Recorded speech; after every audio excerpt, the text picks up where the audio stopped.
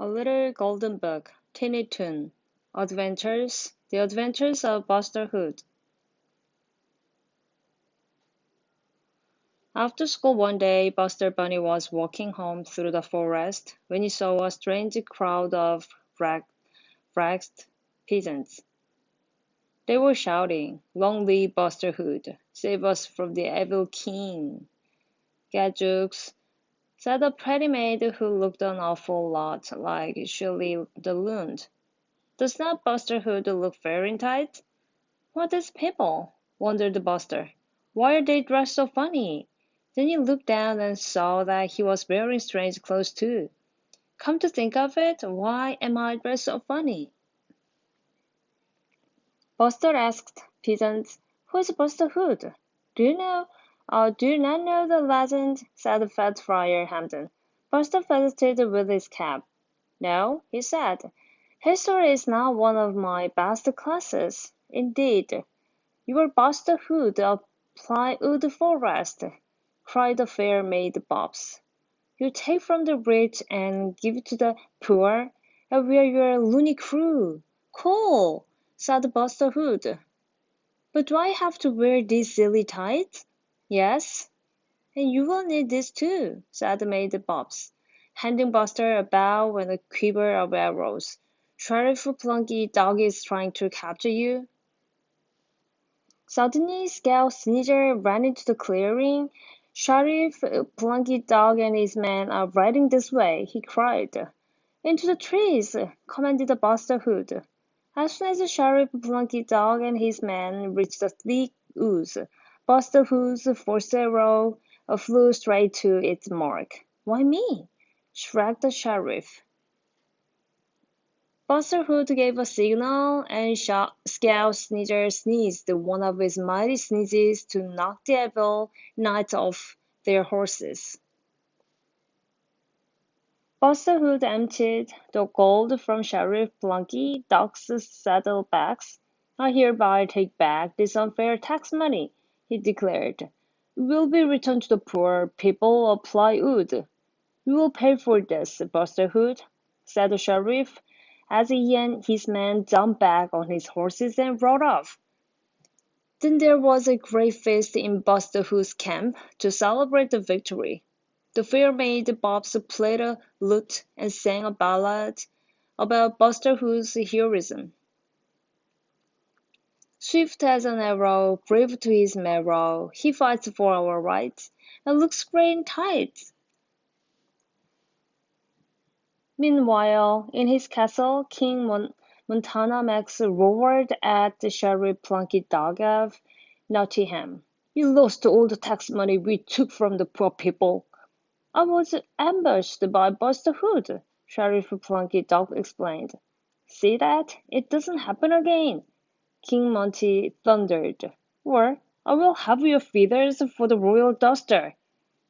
"We must rid the woods of this do-goody Buster Hood," the king declared, pounding his fist on the throne. Sheriff Plunky Dog shook his head. "That's easier said than done, sir," he said. "Buster Hood is swift as arrow, brave to his marrow, and he even looks great in tights." "Never mind that," snarled the naughty-kneaded king. "Once we lure him out of Plywood Forest, Buster Hood will not be so tough." Then he whispered that fiendish plan in the sheriff's eager ear. Back at the camp, Maid Bobs was cleaning up the remains of the feast. "Alas, these noble outlaws can be such slobs," she complained. "Sometimes I wish I had been born a queen and not a maid." Suddenly, Sheriff Plunky Dog and Sir Dizzy Devil jumped from behind the trees and grabbed the fair Bobs. She defended herself with her handy lute. "Why me?" said Sheriff Plunky Dog, rubbing his dented helmet. Fair Bobs was captured and carried off to the castle of King Montana Max. There she was locked in a tall tower. "Soon you will marry me," the evil king declared, "and you will be queen of all Nottingham." Fair Bob sighed. "I'd rather be a maid," she said. Meanwhile, Sheriff Plunky Dog of Nottingham was executing fiendish plan number two. He rode he rode through Plywood Forest, putting up posters for an archery contest. That show off Busterhood will not be able to resist this contest, he muttered. Sneaky trap. But what's a villain to do? The sheriff was right. Buster Hood was eager to enter the contest. It's a trap, warned fat Friar Hampton. I know that, said Buster, but it's the only way for us to get into the castle and rescue the fair maid Bobs. Buster Hood and his loony crew arrived at the archery contest wearing disguises. Buster himself wore a fake beard and long hood. Spread yourselves among the crowds, Buster instructed. We're going to make a surprise attack. The king's greatest archer, Sir Calamity Coyote, shot an arrow straight into the bull's eye. He proclaimed himself the victor. Not necessarily, said the beard contestant in the long hood. The stranger let fly an arrow that split Sir Calamity Coyote's arrow right down the middle of the shaft. Only one man could have shot the arrow, Buster Hood declared King Monty. Seize him! The king's men quickly surrounded Buster, but at the same time the loony crew threw off their disguises. Swords clanged, arrows flew, then Scout Sneezer sneezed, a mighty sneeze that knocked the king's evil knights to their knees. We give up, the dented knights declared. King Montana Max does not pay us enough anyway. Why fight for peanuts? Let us make Buster Hood our king, suggested Elmira the Lady Knight. Long live the king! Okay, said Buster Hood, but first you must release the fair Bobs. In no time at all, Buster Hood was wearing the royal crown, and Montana Max was washing the royal tights. The fair Bobs was made queen, and Buster Hood's loony crew are better than they ever had before.